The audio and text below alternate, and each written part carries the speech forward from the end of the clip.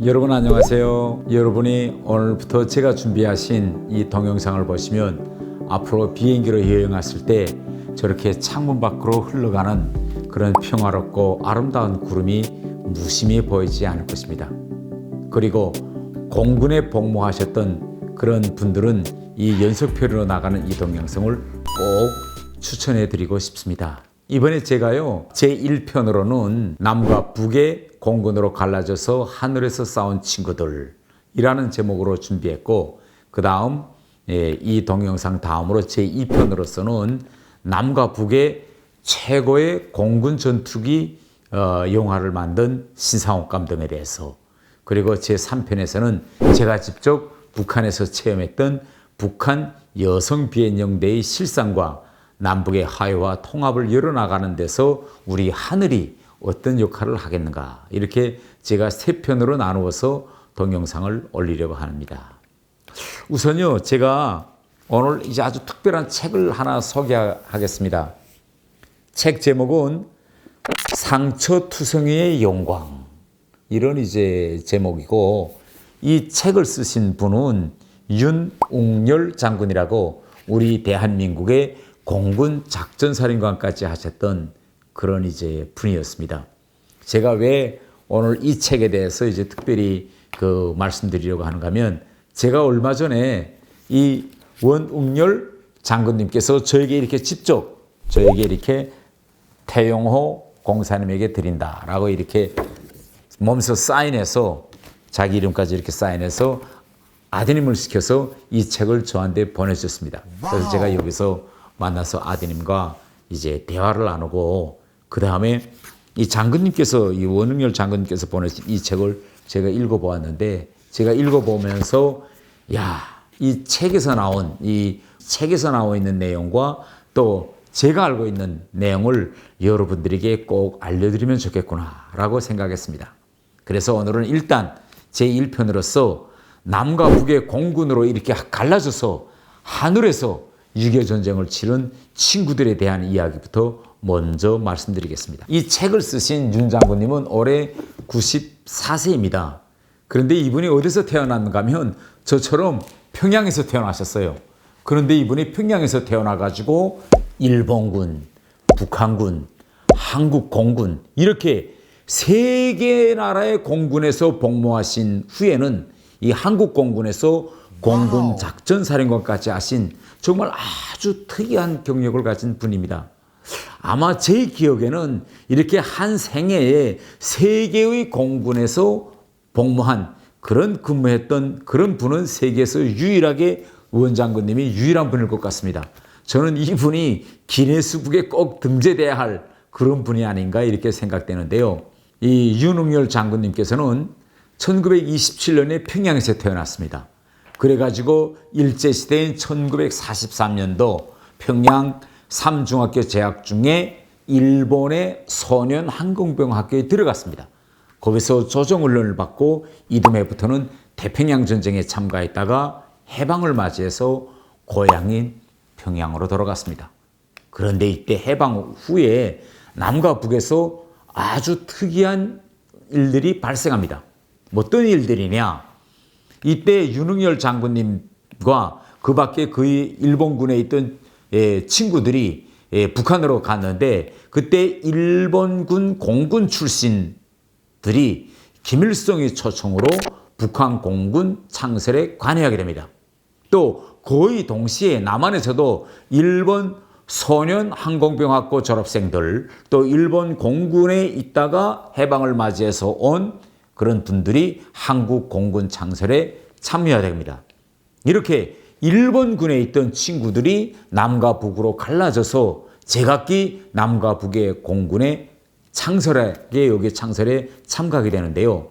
당시 북한 공군 창설에서 핵심적 역할을 한 사람들이 바로 일본 공군 출신들입니다. 이 장군님께서 여기서 쓰신 책에 이 사진이 있는데요. 바로 이 사진입니다. 이 사진인데요. 바로 여러분이 이 사진에서 이제 보시다시피 당시 일본군 출신들이 했던 이활, 이흥부, 박경옥, 허민국, 서지필 등이 이제 일본 군 출신인데 북한 공군 창선의 핵심 멤버들로 이제 참가하고, 특히 이 사진에 나오는 이 김일성을 중심으로 바로 이렇게 이활, 이흥부, 강대용 등이 이제 김일성을 중심으로 앉아 있습니다. 그런데 이때 윤 장군님은 북한 공군에 들어가서 교육을 받다가 북한의 공산주의 사상이 싫어서 반기를 들고 결국은 몰래 도망쳐 나와서 탈퇴해서 월남하여 남한 공군 창설에 합류하게 됩니다. 그러니 어떻게 되었겠습니까?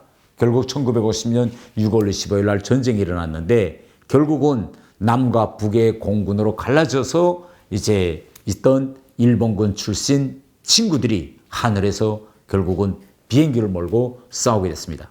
우리 윤 장군님의 경우 6.25 전쟁 중 총 107회 출격하셨는데 많은 경우 결국 하늘에서 친구들과 조화하게 된 겁니다.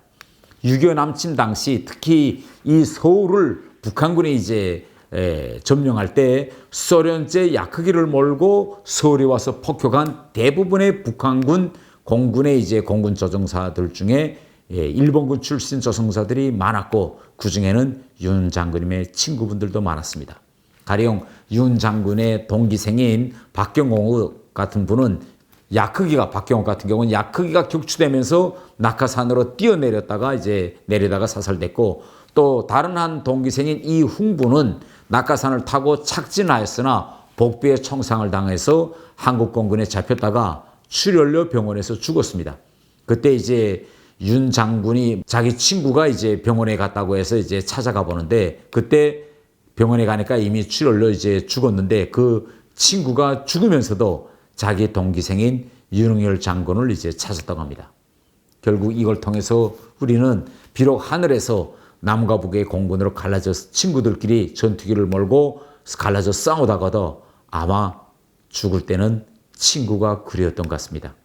정말 지금 생각해 보면 눈물 없이는 들을 수 없는 비극 중의 비극입니다. 유엔군이 인천에 상륙한 이후 우리 국군이 북진해서 평양을 점령했을 때 이 윤응열 장군이 고향인 평양에 가서 북한 공군에 있던 친구 이흥부의 부모를 그때 찾아갔답니다. 왜? 아들이 서울 상공에서 격추돼서 결국은 죽었다는 소식을 전하려고. 그런데 이흥부의 부모를 만나보니 부모는 아직도 북한군 공군에 있는 자기 아들이 살아있는 것으로 생각하고 있어서 차마 아들이 죽었다고는 이야기하지 못해서 이제 그 소식을 전하지 못하고 내려왔다고 합니다. 그 후 윤응열 장군은 한군 공군 작전사령관으로 이제 승진했습니다. 그런데 특이한 건요, 같이 일본군에 복무했던 이활도 역시 북한 공군에서 북한 공군 사령관으로 됩니다. 이렇게 결국은 남한에서는 윤응열 장군이 공군 작전사령관이 되고 또 북한에서는 같은 일본군 출신이었던 친구인 이활이 북한 공군 사령관이 되는 셈입니다. 김일성은 생전에 이활을 무척 좋아했습니다. 그리고 북한에는 이활에 대한 다큐 영화도 했습니다. 북한 공군 창설의 핵심 멤버였던 윤응열 장군의 친구들인 허민국도 역시 일본 공군 출신인데 나중에는 인민군 구사단장으로, 또 소주필 같은 경우에는 북한군 군단장까지 오릅니다. 과거 이제 김일성은 북한군 창설 초기에 육군이나 해군 같은 거는 김일성이 같이 만주에서 싸우던 그런 빨치산 출신들이나 혹은 소련파들을 대고 간부로 이제 중용했는데 공군만은 일본군 출신 비행사들을 이제 소련에서 나온 이제 공군 이제 출신들과 또 소련 출신들과 이렇게 혼용해서 이제 그 공군을 만들었습니다. 그러면 제가 이 대목에서 여러분들에게 한 가지 질문 드릴게요. 여러분, 북한 공군에서 나중에 마지막까지 살아남은 사람들이 일본군 출신이었을까요? 아니면 소련군 출신이었을까요? 김일성은요, 1950년 이후에 이 소련파와 중국 연합파는 대부분 숙청했습니다.